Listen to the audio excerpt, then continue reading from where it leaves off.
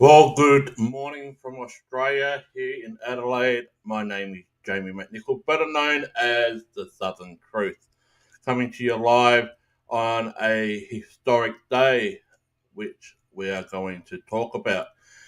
If you haven't already subbed, please sub, hit the like button, and share amongst your social media platforms like YouTube, Facebook, Instagram, Twitter, you name it. Welcome, people. Welcome, people. We have got a a story, and hopefully, we can get some live feed in regard to this. But first and foremost, let me get out my warnings, shall I? Southern Truth is for entertainment purposes. We talk news, gossip, speculation, throw into a little bit of comedy, and a whole bunch of chaos. Nothing I say shall be taken as fact. It's my own opinion, and anybody that is mentioned is innocent in a court of law. However, this is a big case here in Australia, and I want everybody to do their own research. Do not take everything I say as a grain of salt. Do your own research.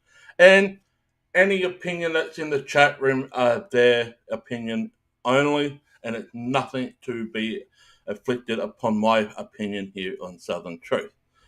Everybody is entitled to their opinion and their opinion only. So that's my warning.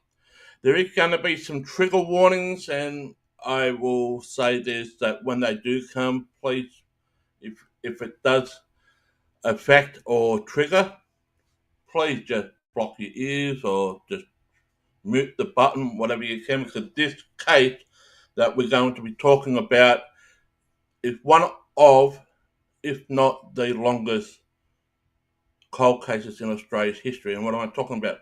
The Beaumont children that went missing back on January 26, 1966 on Australia Day. For those people overseas who don't know what Australia Day is, it's kind of like your Independence Day, but we celebrate being Australians. Yeah. Three young children, Jane, Anna, and Grant, went down to Glenelg Beach, not too far from their home at Somerton Park, on the day of January 26, 1966. The mother gave them some loose change so they can get something to eat for lunch and to ride the bus to and from work. However, the three young children never returned back home. And to this day, the bodies have never been found. However, the mother and father have passed on. The mother passed away in 2019, and the father passed away in 2022, 2023. and they went to their gravesite or to their burial not knowing where their children are. However, we've got some developing news, and if people who have been following Southern Truth, I've done some episodes in regards to this. I went to the site of the beach. I went to the site where they were last seen. I went to the site where it's been suspected where the house that they were taken to, and also been to the old factory site called Castalloy, where two digs so far been done, one in 2013 and one in 2018. I did a walk around. I showed you the two cottages that used to be there. Everything at Castalloy now is gone. It is flattened, been demolished, and also the factory is gone as well. It's been demolished for well over 18 months now.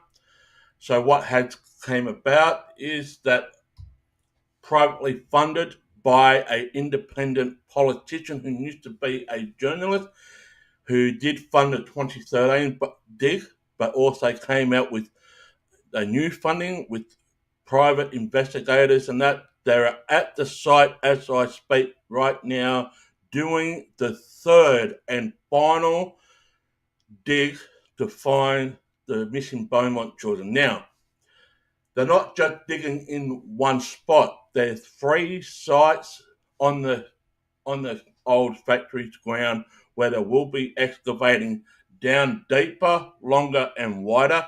And one of the spots has never been touched before on the site. So they're digging a new hole, and also they're going to be digging where they previously have dug. Now, the reason why they're going back for a third time is because the previous digs, they didn't went down deep enough. The reason being is that not long after the children went missing, Harry Phillps, who is highly suspected who did the abduction, hired two young boys to dig a grave-sized hole within 2 days after the disappearance. The decades after the hole was dug and refilled, Harry Phillps got some excess soil from the northern suburbs, which lifted the ground up higher, approximately 2 meters from where the hole was dug. So everything on the factory ground was risen approximately another 2 meters because he got excess soil from the northern suburbs and he brought it down to his factory site to cover it up. So what means is in the 2018 dig, they went down 6 foot, but they didn't go to the ground surface of what was classified as the 1966 ground level. Basically, what I'm saying is the soil surface was different back in 1966 to what they found in 2018. Therefore, they didn't go down to the 1966 ground level. They only went to the top of it, which was the excess soil, which means they should have went down an extra 6 foot, which now they are planning to do. However,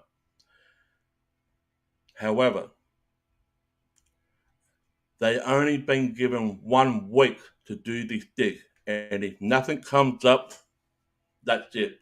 No more digs to be done.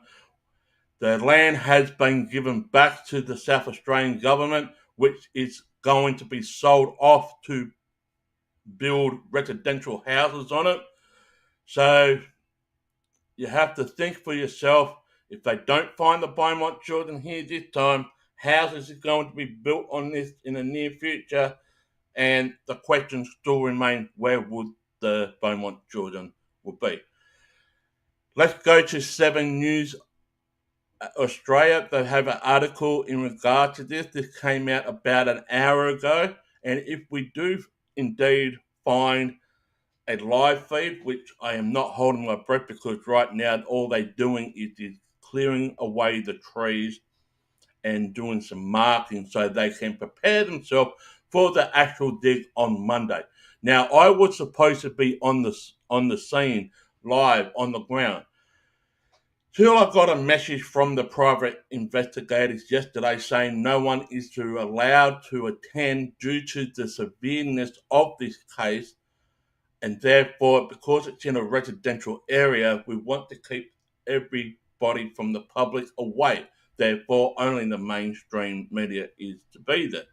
However, I scratched my head and I'm looking around down there, and I don't see anybody down there from the mainstream media.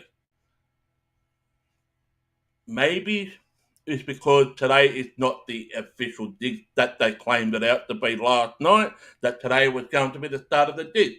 Well, it is, but it isn't. They're only clearing out the trees and whatnot. But anyway, let's just read this article from Channel 7, and I will play you some news clippings from last night from Australia as well.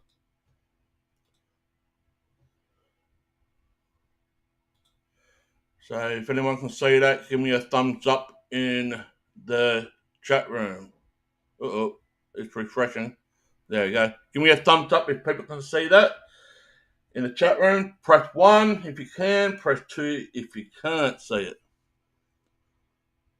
And we'll just take a couple of minutes. There are people watching. Press 1 if you can see the article. Press 2 if you can't. There you go. All right, we can see it. So here's the article that came out about an hour ago. Searchers dig deeper for the answers in the missing Beaumont children mystery, Australia's most infamous unsolved crime. An industrial site called Castalloy. Evacuation is the best hope in decades of finding answers to Australia's most infamous unsolved crime, the Beaumont children disappearance. Forensic experts and earth movers who commended an industrial site in suburban Adelaide, which is not far from my residence. It's just on the other side of the airport, actually. I'm near the airport. The factory's on the other side of the airport. Are poised to deliver definite answers to the enduring mystery of Australia's most infamous unsolved crime. The methodological and exhaustive evacuation at the site of former Castalloy foundry will provide evidence that owner Harry Phillps kidnapped, murdered, and buried 3 young children of Jim and Nancy Beaumont there in January of 1966. Or will it eliminate a man dig organiser, Frank Pangallo, who is the independent South Australian politician who used to be a journalist, as the best person of interest to emerge that I can recall in my nearly 50 years of journalism?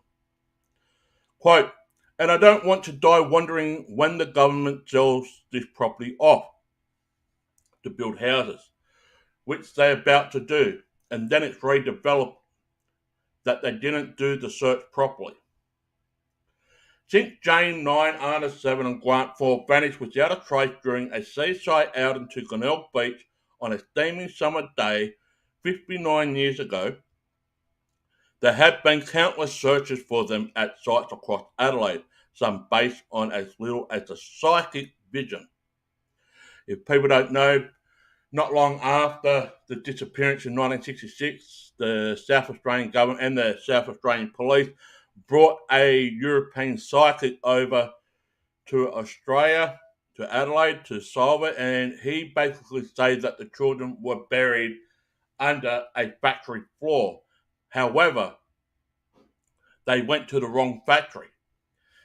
But putting one and one together, I'm just being skeptical here, just putting skeptical here. The psychic mentioned a factory not too far from where they were last seen. Castalloy is only about a 10-minute drive from where they were last seen. Right? So press 1 if you think the psychic was wrong, right? Or press 2 if you think the psychic was wrong. I'm not saying that they went to the wrong factory not long after they disappeared and they dug that up and they found nothing. That was an old factory and it was a wrong factory. My point being is the psychic mentioned that the children were buried at a factory. Now that they've gone to this factory for the third time, Castalloy, right? And I want to go back to the chat for a second, and I'll come back for a second, right? Press 1 if you think the children are at the site at Castalloy, or press 2 that you think the children are elsewhere. Because there's been 2 digs. The first dig in 2013 that only went down 1.5 metres, nowhere near deep enough. The South Australian Police called the dig off after 1.5 metres. They went down 1.5 metres and they called the search off. 2018, however, they went to a different area on the property of the site at Castalloy. They went down 6 foot, but they didn't go to the 1966 ground level. As I mentioned, not long after that, the manside grave hole that Harry hired 2 young boys to dig, Harry went to the northern suburb to get some excess soil to put on top to raise the ground up higher by approximately 2 metres high. If they don't find the children this time, for the third time, there will be no more digging on this site. It's going to be sold, well, the South Australian government owns it, but it's going to be sold off to developers to build houses on it. And therefore, the case is still open. We still don't know what happened and so forth. But let's go back to the article.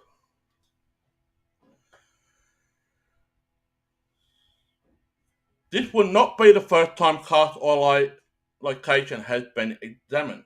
In 2013, police activated an area after claims by 2 brothers that 3 days after the children disappeared, Phipps paid them to dig a grave-sized hole on the factory site. At the request of Nancy Beaumont, who is the mother at the time, who's no longer alive, police conducted a second dig in 2018 and in an area identified by the brothers earlier that year, but after excavating to a depth of about 1.5 metres, abandoned the effort. However, new and reliable information has emerged suggesting police didn't go down deep enough, Panalo said. Eyewitnesses' accounts, along with photograph evidence of the site taken in 1966 and compared to the present day, revealed the area searched in 2018 had additional soil of different texture, which is denser than that identified by the 2 identical digs, or initial digs, and was added to a level of at least an extra 1.5. I said 2 metres, but yeah, whatever. Author and researcher Stuart Mullins, who I have spoken privately to, says the case against Phipps that has emerged over the last 2 decades is compelling. Stewart says this, asking detectives involved in the case how many pieces of corroborated circumstantial evidence that get to raise their eyebrows, all of them come back with 3, but Harry got 10 plus. You got an undetected pedophile living 119 meters from Collie Reserve at Glenelg, where the children were seen. So Harry Phipps lived 119 meters from the beach where the children were last seen. He gives out pound notes and fits the description. If that doesn't raise alarm bells, I don't know what is. Mr. and Mrs. Beaumont told the police the children left home with 6pence, but a shopkeeper, remember Wenzel Bakery, where Jane was buying pasties and a meat pie with a £1 note? Yeah. With the £1 note. It wasn't with the 6 shillings or 6 pences and that. It was with the £1 note. Remember, apparently the money was stolen from Jane's purse. The purse was stolen too on the day. Shortly after Phipps' death in 2004, that's Harry, his son Hayden was interviewed and revealed seeing 3 children at the family home, Harry's house, shortly after the Beaumont children vanished. He also told police he was violently abused by his father as a child. Debate has raged among experts on the case as to the veracity of the evidence pointing to Harry Phillps. South Australian police say they are aware of the excavation and will monitor the progress, but individuals conducting the fresh excavation at the site are following a theory that South Australian police believe it's not supported by evidence and available information. Let's just read this. I'll highlight this. South Australian police say they are aware of this new excavation, the third one, and will monitor the progress, but individuals conducting the fresh excavation at the site are following a theory that South Australian police believe it's not supported by evidence and available information. All right, let's come back to you.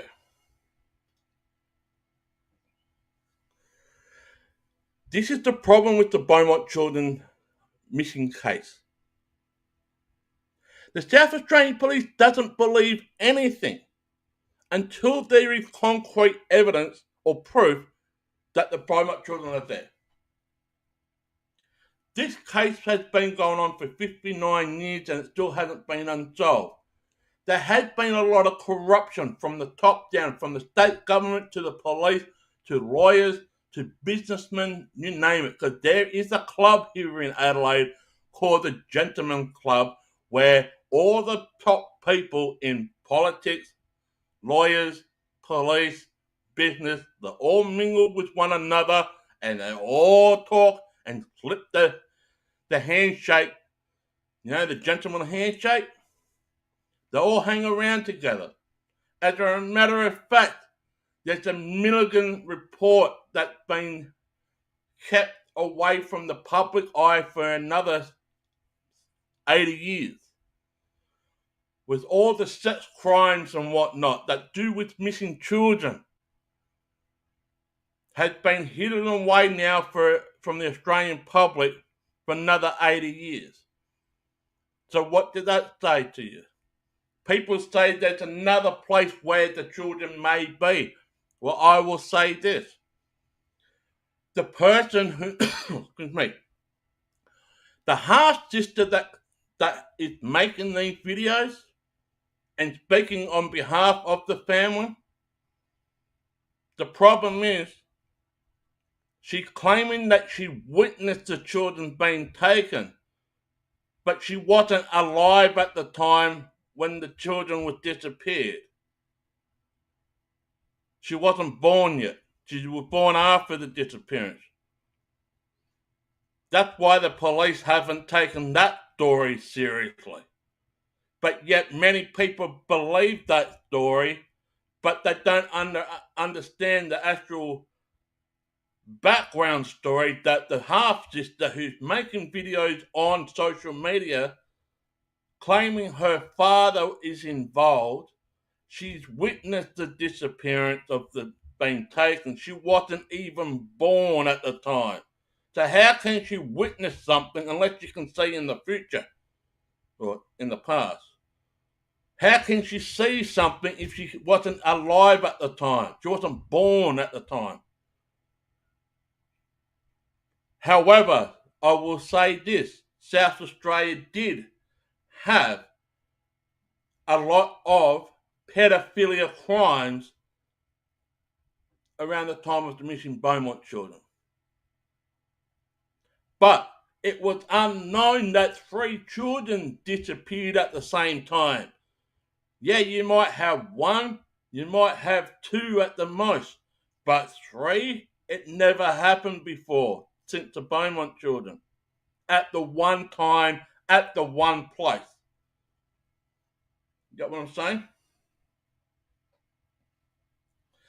Also, according to the half sister that was making the videos, they have a bit of a family infighting, all wired up on LSD. They fighting and arguing, and the story's been twisted and twined, and you name it. It's been all over the place. But yet people believe that the children are buried somewhere up in the north of Adelaide in a sinkhole of all places, a sinkhole. The property's been sold off. The new owners do not want anybody on the land to go to the sinkhole.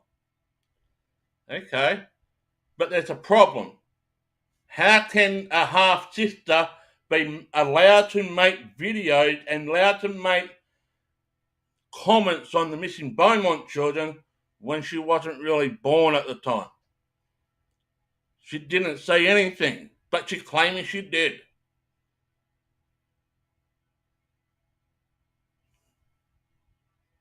I don't know.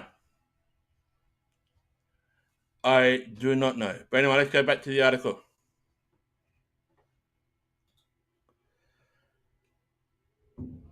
The dig will be supervised by Professor Ian Moffat, who was there at the 2018 dig.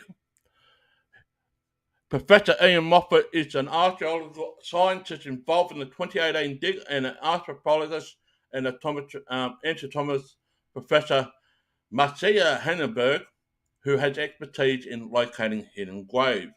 It will focus on an area 50 metres long and 7 to 8 metres wide. Henneberg said this will be approximately done with a bulldozer initially, and what happened is when you strip the topsoil from an area, you will see the nice smooth profile of the surface geological layer.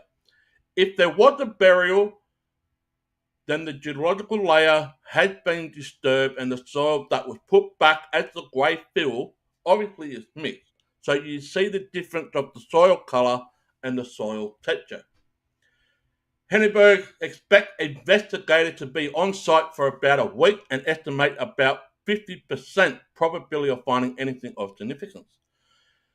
Pangallo says since news of the latest dig emerged, his office has been inundated with calls and emails leading to staggering, disturbing information that blew me away, says Pangallo. Pangallo says this: when this information was given to me by a very critical source, I couldn't dispute it. I just sat back, my hair stood up. It was startling. And it's been confirmed that it's true, but we're seeking more information. All I can say, it adds another piece to the jigsaw pointing to Harry Phillps as the prime suspect. Frank Panaro says he will pass the information to police once we do a little bit more research. The children's parents endured decades of false hope from endless flow of information to police, who still regularly receive tips. Jim Beaumont died in 2023, aged 97, and his former wife Nancy Beaumont died in 2019, aged 92. Stuart Mullins, who has been involved in 2 books, which I've got one book, I've got to get the other book, in the case, grew up in Glenelg and was the same age as Anna. Stuart says this: their life was exactly my life. We just want to know what happened. We know Nancy and Jim went to their grave not knowing. It's not the knowing it eats you. We believe we know what happened, but we've got to find remains. Apparently, there is a $1 million reward for information leading to a conviction in the case and or the recovery of the children's remains. Preparatory work at the site begins today, which is Saturday, with the removal of trees, and the dig will start on Monday. The initial dig will start on Monday.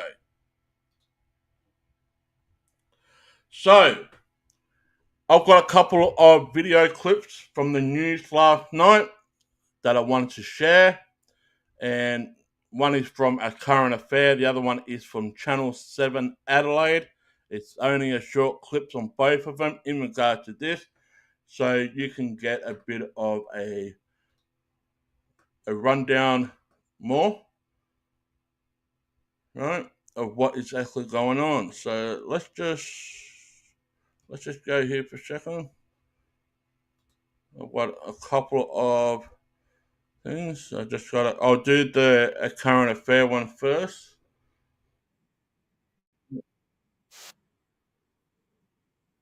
Just give me this. Let me just print this and tell me if anyone can hear it when I post it up. All right, here we go. Just give me a second here. wait for the ad to be finished. Yes, premium sometimes during Australia still plays freaking ads. Here we go. Cold case. It's Australia's longest running cold case. What happened to the Beaumont children who disappeared on Australia Day 1966? It's intrigued police, politicians, journalists and amateur sleuths for decades. Tomorrow, a new search is likely to be the last throw of the dice. Will the mystery finally be solved? For almost 60 years, the mysteries remained. What happened to 9-year-old Jane, 7-year-old Anna and 4-year-old Grant Beaumont? And who was responsible for their disappearance? In 2018, Brady Halls was at a dig in the car park of this abandoned factory, once owned by wealthy businessman and pedophile Harry Phillps. Brady spoke to Harry's grandson Nick, who says his father told him Harry is the man responsible. My father was actually in a treehouse at the property. He saw them come in and saw them getting carried out and put into the back of the Castalloy. And where did they go to from there? Castalloy. Dad told you this? Yes. As a result, police conducted a dig but found nothing. Tomorrow, a new search begins, with hopes that at long last, the case will be solved. Well, South Australian MP Frank Pangello pushed for this latest dig. He joins me now along with former detective Bill Hayes from the Major Crime Squad. Really nice to see both of you. Frank, you were 12 when the Beaumont children disappeared. How much did this crime change life in Adelaide at the time? Well, not only did it change life in Adelaide, Ali, it changed life in Australia.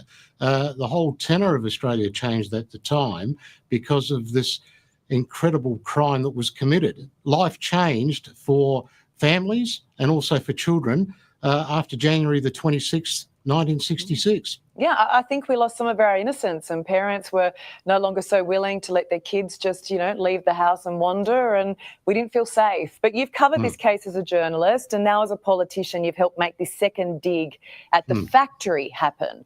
Why? Well, I didn't want to die wondering whether the children were buried there or not. Now that the factory has been cleared, new information has come forward that there could well be another side of interest that was missed by the police last time, and it's worth having a look there. And it all revolves around two young men who were in 1966 hired by the owner of the factory, Mr. Harry Phillps, to dig a grave-sized hole. It was 3 days after the children disappeared. Why did they dig that hole? What was put in there? The only way to find out is to find that hole again and see what was there. And this is what's been pushing me to get the government to allow a private excavation there. Why are they going back and what are they going to be doing differently? Well, they're going back there, Ali, because information came to the project team that over the decades, the owner of the factory had added at least 2 metres of fill. So it looks like they may not have gone deep enough. So the excavation will remove that fill and then go a lot deeper. But this dig will be totally different to what it was done by the police. It'll involve an eminent forensic archaeologist who will be going over the site and the other two sites in very much detail, much like they look for missing bodies in graves that have been lost for, decades. So this is going to be a totally different dig. Bill, you started looking at this case back in 1988. How important is it that we finally get some answers? Well, if it's an open wound, that's the state and this country has suffered for 59 years, apart from the human side of the aspect of the 3 little innocent children being taken off the streets in broad daylight and never seen again, the damage that did to their parents, and the damage indeed that it did to our society, where it stole the innocence of the state and the country, I believe. What are the chances it'll uncover something new? Look, we don't know. As we discussed earlier, it could be a 50-50, if that. Okay, so perhaps the mystery is finally solved next week. If it's not, is that the end of it? Case done? Well, no, it won't ever be the end of it. But unfortunately, nearly 60 years have passed. And in that time, of course, people's memories have faded. And, we may never know what happened. But there's always a flurry of information that flows, and certainly that came to me into my office. 99% of the time, you can dismiss those. Occasionally, you get a gem. And on this occasion, I got a gem. And it's going to turn out to be a bit of a bombshell because it's going to link the Beaumonts to the prime suspect, Harry Phillps. It's important that when you get new information, that you go, you look, and you try and find closure for the family and others that have been fascinated by this case for so long. Look, it would be wonderful to have some closure after so many years. Really appreciate your time, Bill and Frank. Thank you very much, Ali. Well, that was Channel 9, a current affair last night here in Adelaide. Let's go to the next one. This is Channel 7 Adelaide, my local news that did a news last night. Let's hold it for a second.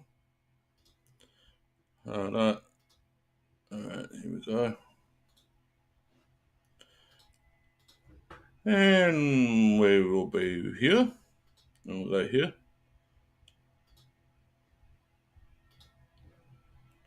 Let's go back here.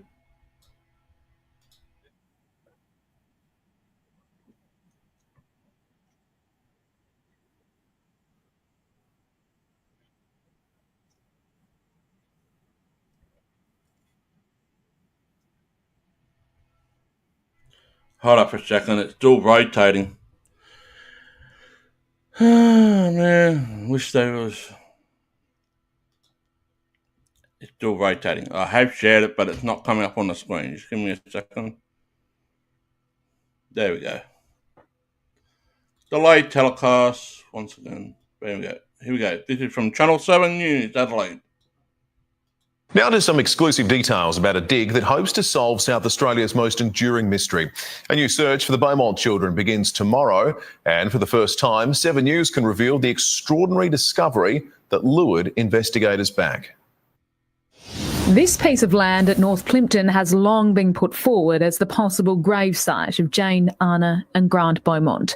But never before has the now bulldozed Castalloy factory been this easy to excavate. We're doing twice as wide and twice as deep.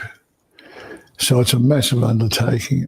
The last dig here was back in 2018. Nothing was found. But tomorrow, earth will be broken at 3 possible grave sites.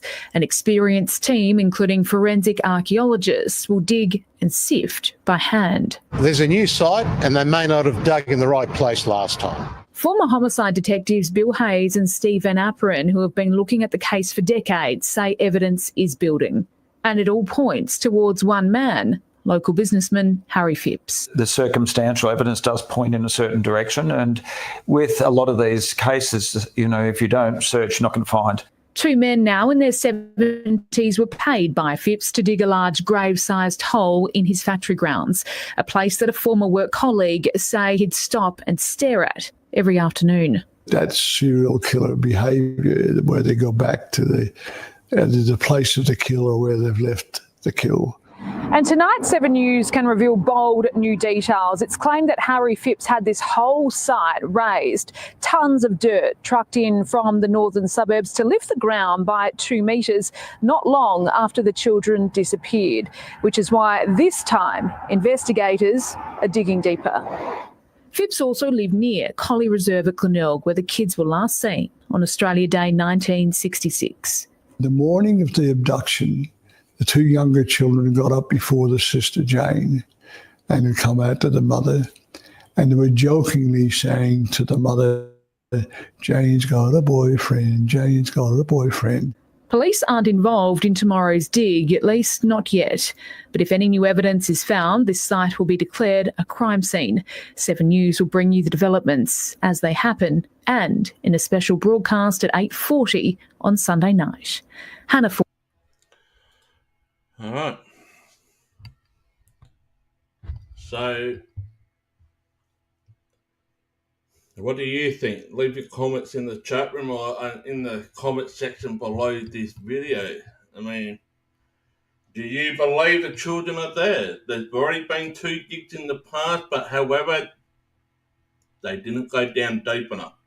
Due to new information that not long after when Harry did hire 2 young boys to dig a man-made grave, not long after the Beaumont children. Now, what was put in the grave, we don't know. We don't know. But it's highly speculated that the Beaumont children are buried at this abandoned, excavated factory site. It used to be a factory.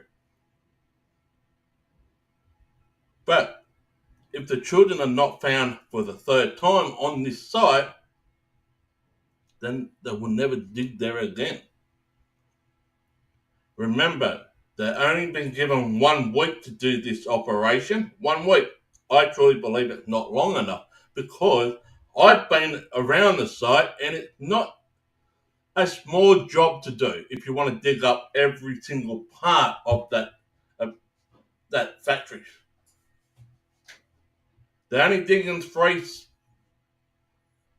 burial sites that they think that the children may be. One is a place on the site where they haven't dug before, which is behind one of the cottages.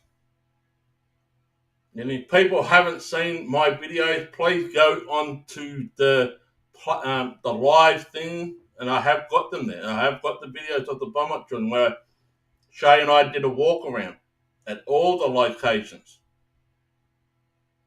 Right? But if you think the children are there, press 1. If you think the children are not there, press 2. If you think the children are somewhere else, press 3. Now, I need to find any updates in regards to this, any latest updates. Let's have a look. I don't know. Alright, let's have a look. I'm just searching at the moment, right? I'm just searching because I don't think I'll hear anything major today if they only just taken away the trees and whatnot. So I'm not expecting to hear any major development today. Today just to scratch the surface, so to speak. Right? I don't expect anything. So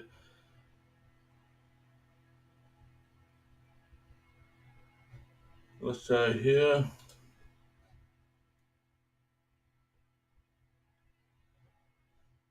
Yeah. This was done 4 hours ago by Stuart Mullins and Bill Hayes. Everyone has every right to be dismayed by the police investigation into this crime case or cold case in recent years. It has been disgraceful. Not even interviewing the 2 main witnesses, what did that say about the investigation?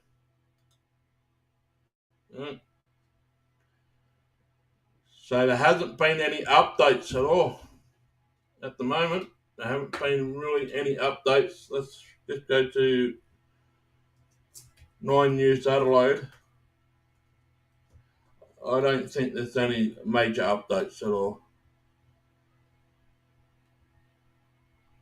Oh, here we go. We've got something live. We've got a live feed. We have a live feed from Channel 9. We have a live feed. We're going live.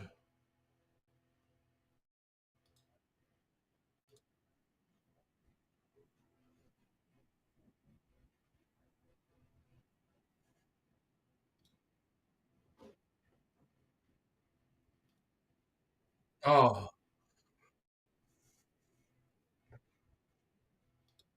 Hold up for a second. Yeah, here we go. We've got a live feed from the site.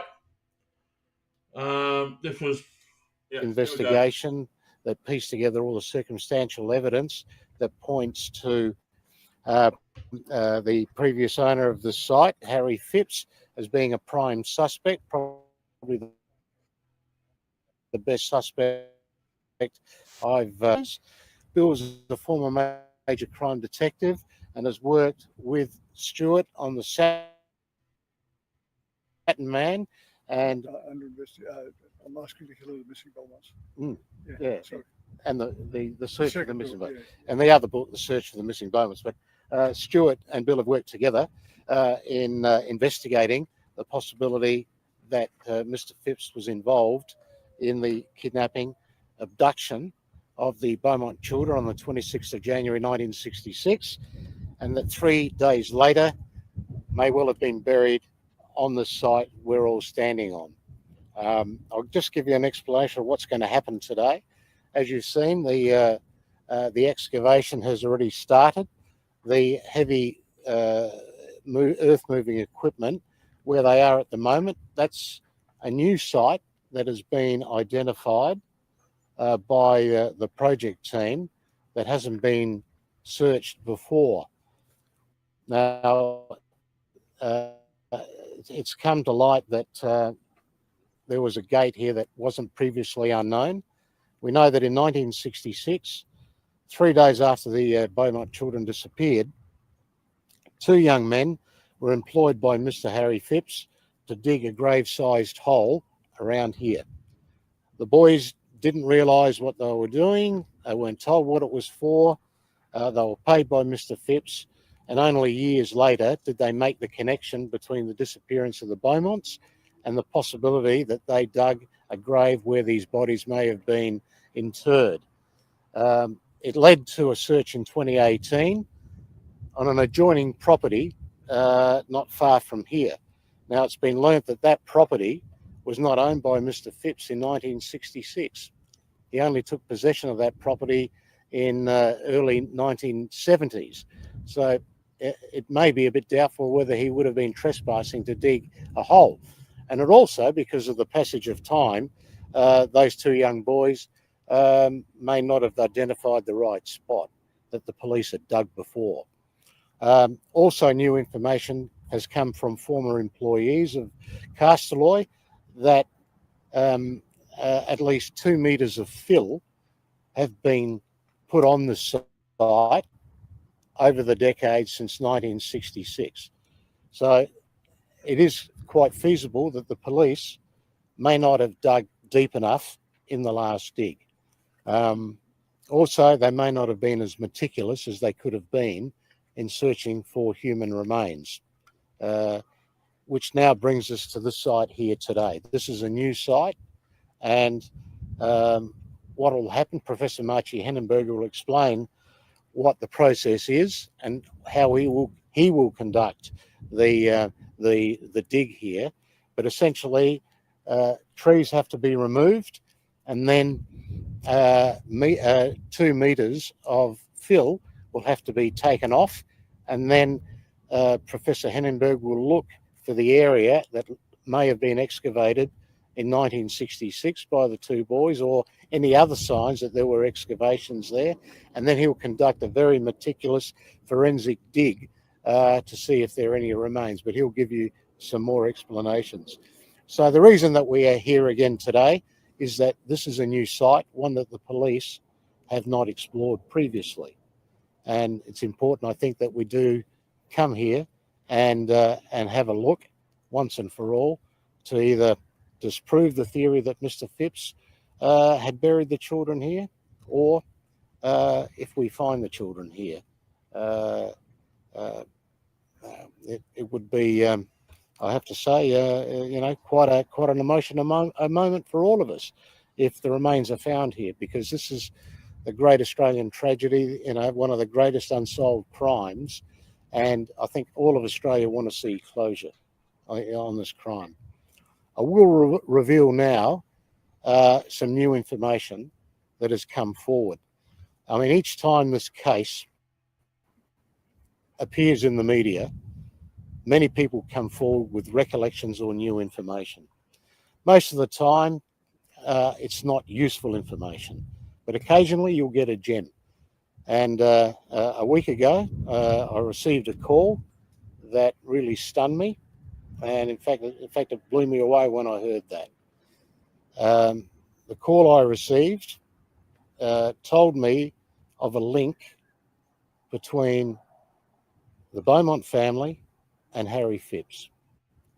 And that link was that Harry Phipps's niece, one of his nieces, was actually married to Jim Beaumont's cousin. Whoa! Now, that hasn't been previously known before, and it's just another I link knew there was a connection. in this I knew there was a case. connection. It shows that, well, Mr. Phipps could well have known The Beaumont. the Beaumonts, the kids, Exactly. and even the family. I freaking knew it. And again, it's another piece of circumstantial evidence I knew that adds to that layer that points to Harry Phipps being the prime suspect. And on hearing that, I was amazed. And of course, we did verify that fact with other family members and others that knew them. And it was confirmed that there was that family link between Jim Beaumont. It only makes sense that Harry Phipps. That Harry Phipps knew the Beaumont. That was it married only to makes Harry sense. Phipps's niece. And evidence like that is pretty hard to ignore in light of what's been going on in the last few years since Stuart Mullins, in his book The Satin Man, identified Harry Phipps as a person of interest. Stuart has collated, along with the help of Bill Hayes, enormous circumstantial evidence about Harry Phipps, that he was a pedophile, he had rather bizarre sexual fetishes, and may well have been involved in the abduction because of evidence that was given to Stuart and Bill by Hayden Phipps, Mr. Phipps's son, who claimed that on that day the children disappeared. He had seen the three children at Harry Phipps's place, only nearby at Glenelg, near where the children went missing, and he saw them near Harry's car, which was a Pontiac Parisienne, which happened to be the car that was here overseeing the dig of the two boys 3 days later. So there is a lot of circumstantial evidence that can't be ignored. This isn't simply a case of somebody having a guess that he could be the person or whatever. It's just the jigsaw that has been pieced together. And the evidence is too hard to ignore, and hence why we find ourselves here today. I'm hoping we can find some closure one way or another on the site today. I'm praying that perhaps we do find the children here, and that would bring an end to this terrible saga that has gripped Australia and caused so much heartache and heartbreak, particularly for the Beaumont family and Jim and Nancy, who are no longer with us. I'll take your questions. Can I just confirm the evidence or the information you received, that is the first known confirmation of the link between... Yes, it is. Yes, it is. And also the source, I won't name the source, but the source is irrefutable. In terms of the niece, did the ages match up? Was this niece married after the children were missing, or was this during the time they went missing? No, it would have been after.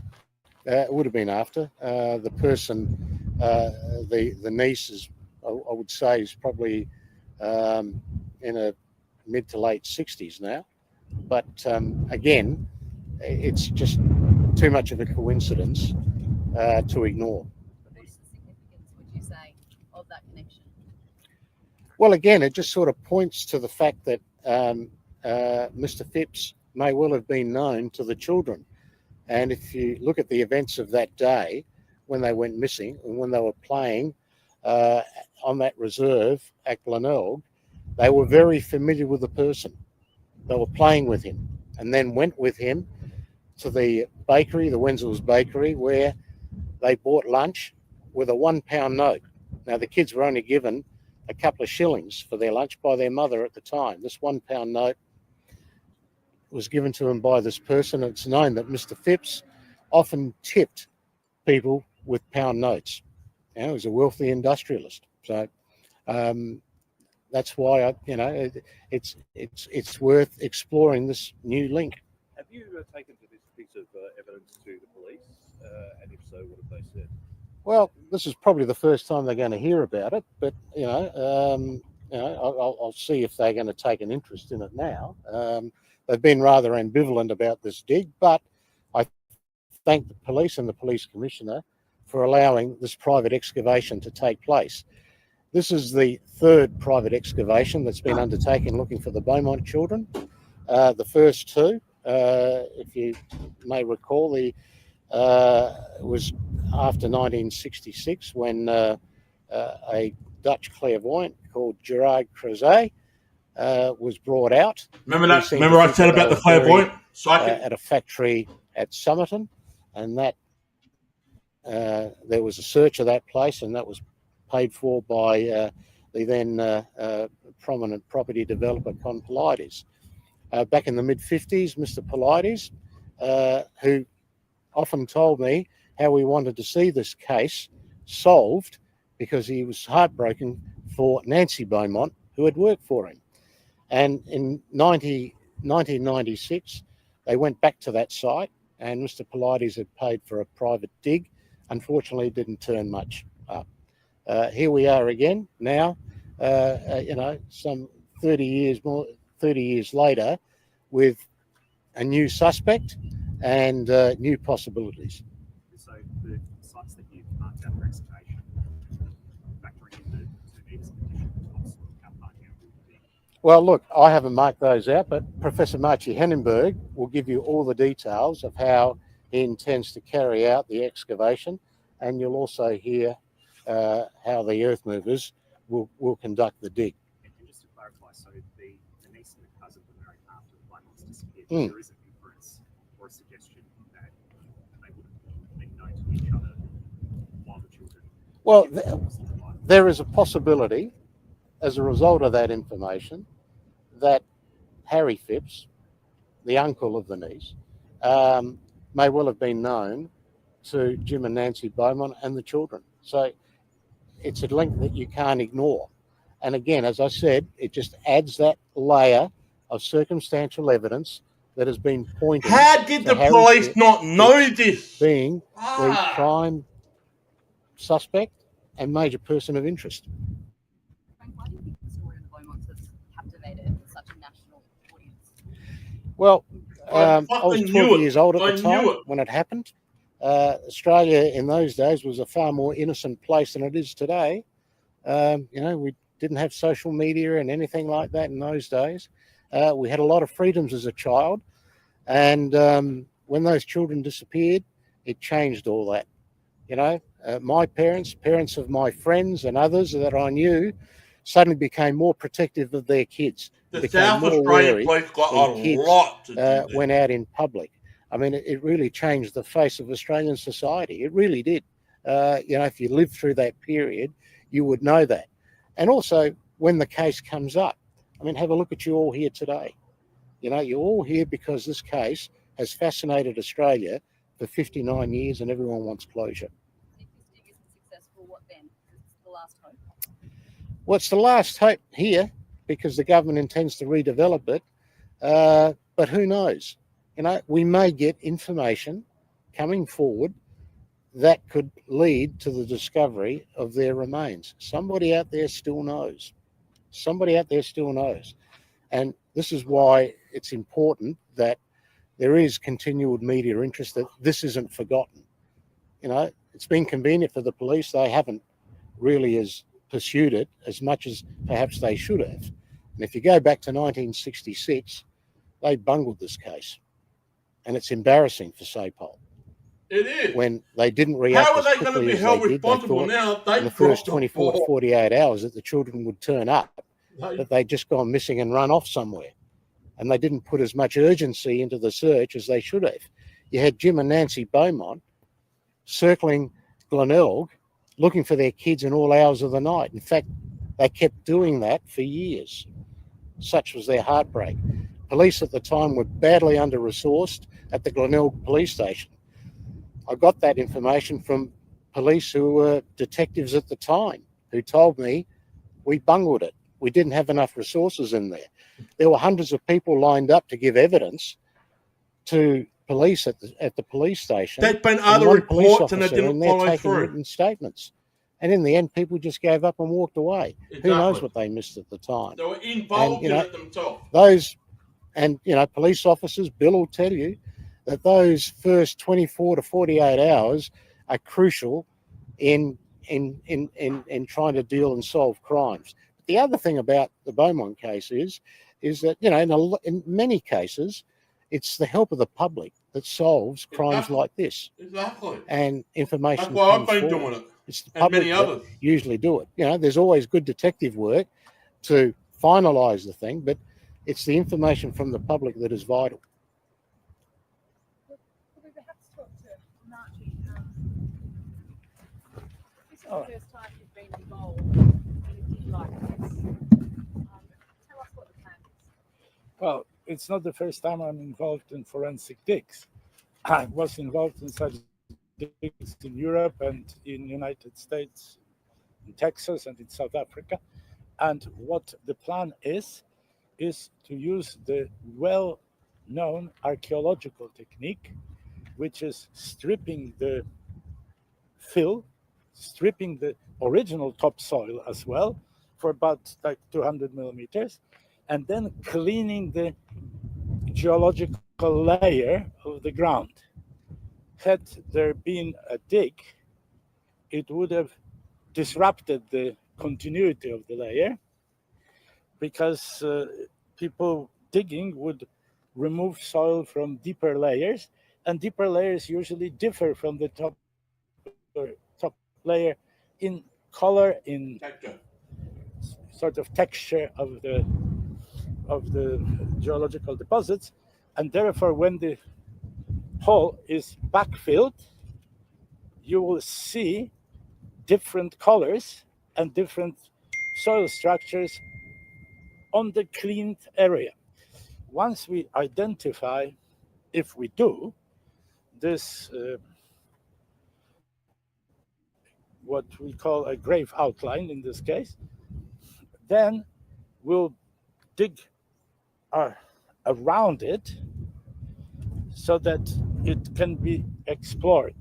And exploring meaning go with a little trowel and brushes through the deposit, because the whole deposit may tell us stories about how it was filled. Was it filled in one go or in stages? And there will be perhaps some clues like loose buttons or pins or something mixed with the layer, so on, and eventually we'll get down to the bottom. And that's the crucial moment. The bottom will or not contain remains of children. And bones should preserve well for about 60 years. However, with the trees, there is a problem, because tree roots, if they get to the bodies or to the bone, exude acids, and acids dissolve bones. So we may not see everything. However, if you do a very clean excavation layer by layer, even if the bone was dissolved, you still see a different soil color in the shape of the bone. We call it a ghost of a skeleton, and I excavated such sites. So we can still tell, even if plant roots removed most of the hard tissue from the bones. Plus, we can assume children were wearing some clothing. And clothing, yet again, has buttons, depending on the fabric. Fabric may also preserve, so a bit of textile may preserve. And we will see the bodies may have been wrapped into something. So we'll see the whole story of how it happened that they were deposited here. But the first thing is to find the outline of the pit. How big is the area that you're searching, and is a week long enough to actually cover it properly? With these machines, yes.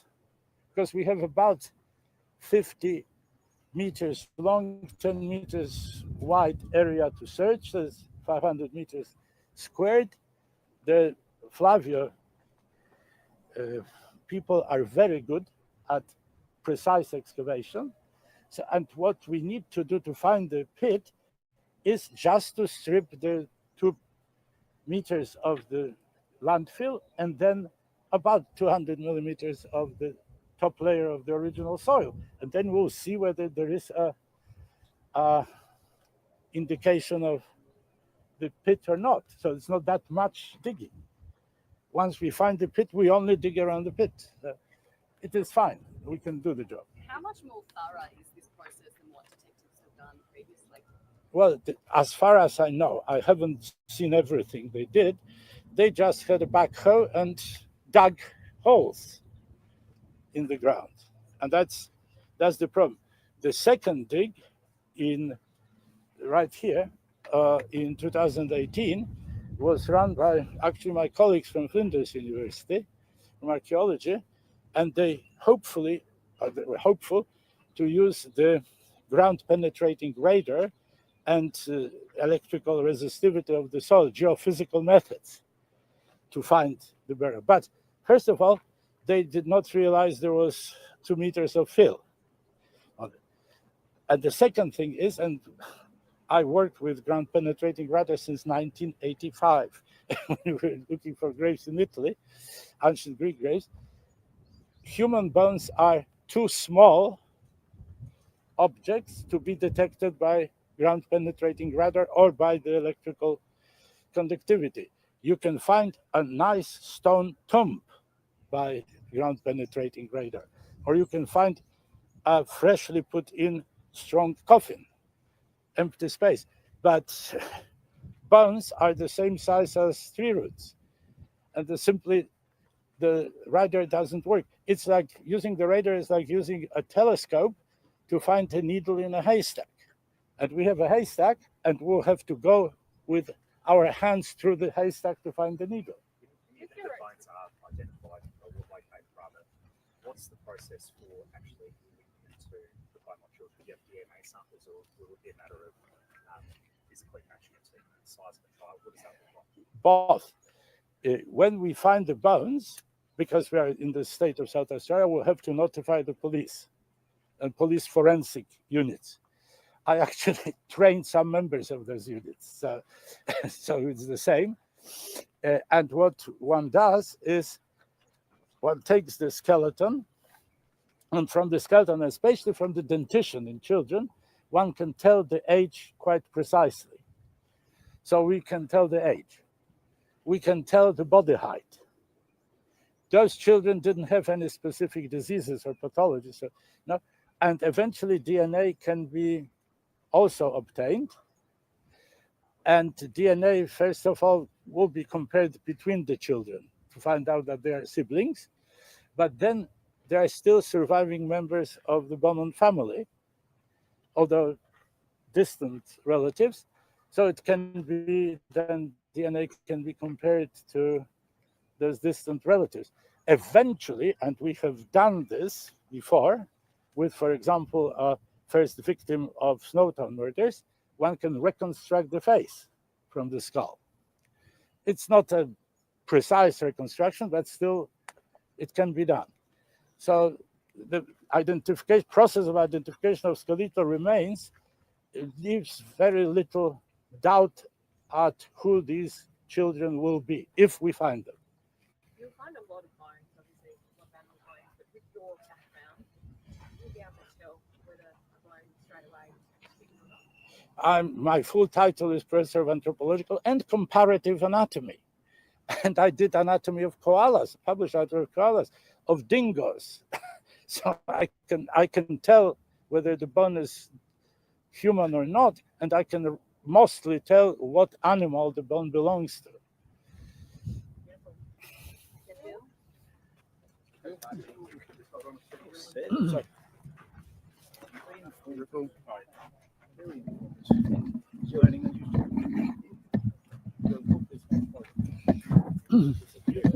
All right.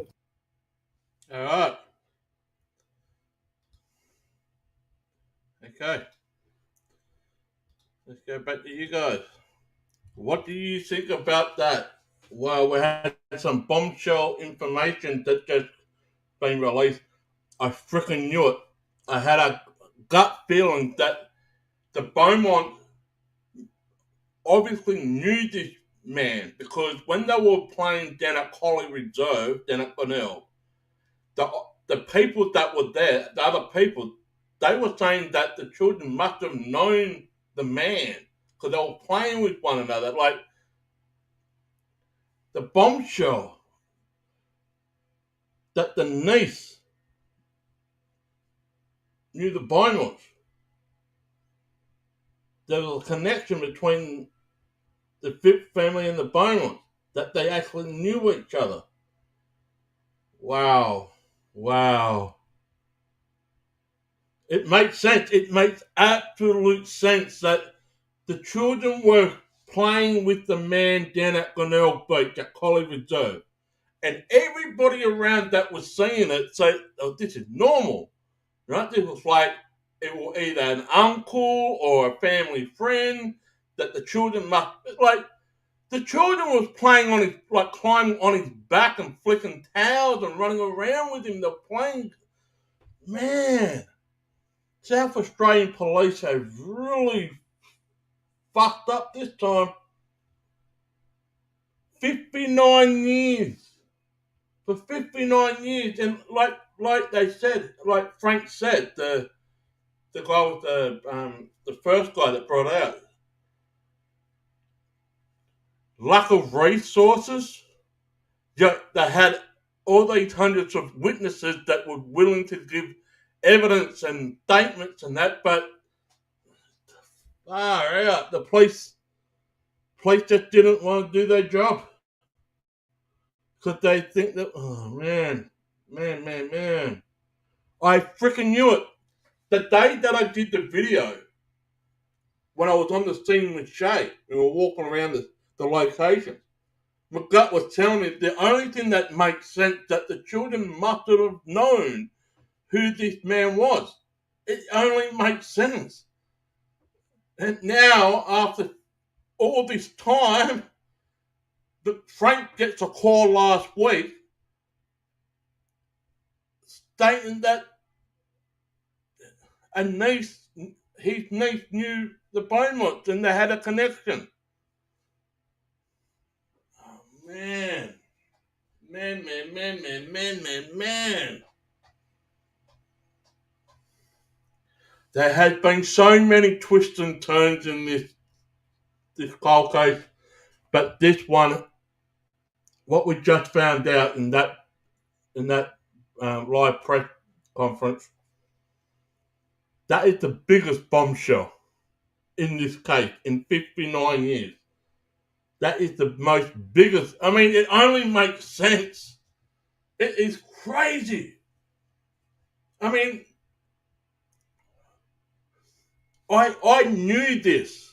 I had a gut feeling that the only thing that makes sense, that there had to be some type of connection, that the Beaumonts and the Philps must have known each other. It only makes sense. Because it's not uncommon for children to play with an adult if they know. If they know the man, therefore, it was common nature, right? No one blinked an eye. No one blinked an eye. The man knows the children knows the man. The family know each other. Therefore, no one blinks an eye. Oh, man. Oh, well, we have to wrap it up because there's nothing really coming out that, like I said, they're excavating trees and that, and the official dig starts on Monday. Boy, oh boy, we got lots to talk about on Monday when we got a live stream happening. And if you haven't already, smash the thumb button, smash the like button, leave a comment, subscribe, hit the bell for notification. Press 1 if you think the children are there at the site, or press 2 if you don't. Press 3 if you think they're at a different location. If you're on the replay watch list, leave a comment underneath the video. And until then, we will see you on Monday, Australia time, when they do the initial dig. Take care, everybody, and I hope these children do get found.